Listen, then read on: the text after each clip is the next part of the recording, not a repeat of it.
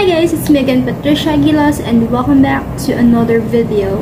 And for today's video po ay tuturuan ko kayo kung paano mag-sublimation printing sa isang mug. So, if you're interested in this video, please keep on watching. Using our Canva app, nag-layout lang po tayo ng customized design para sa ating sublimation mug.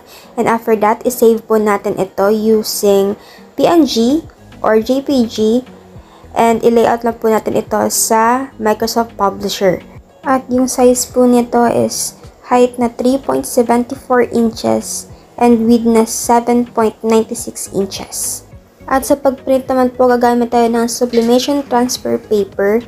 At dito po, sa pagpiprint, naka-automatic na po yun nakasetup sa computer ko na may mag-flip po yung image. Ito na po yung mug na gagamitin natin at yung na-print out ko po na layout, customized layout ng ating design ng mug. So kapag na-ready na natin yung gagamitin, i-hit na natin yung ating mug press at i-ready na rin natin yung design. Gamit tayo ng thermal tape para i-tape natin yung customized design sa sublimation mug. So, pagkatapos ating ilagay ang customized design, isasalang na natin sa mug press yung ating sublimation mug na may custom design. At hintayin lang natin itong mug matapos yung timer niya and repeat natin ulit siya with the other side. Dalawang beses po siyang isinalang.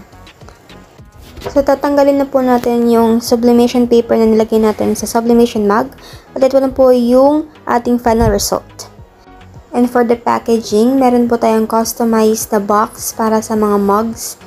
At lalagyan po natin siya ng ribbon para naman po maganda tingnan sa mga nag-order po sa atin. And this is the final product. Hope you like it and see you on my next video.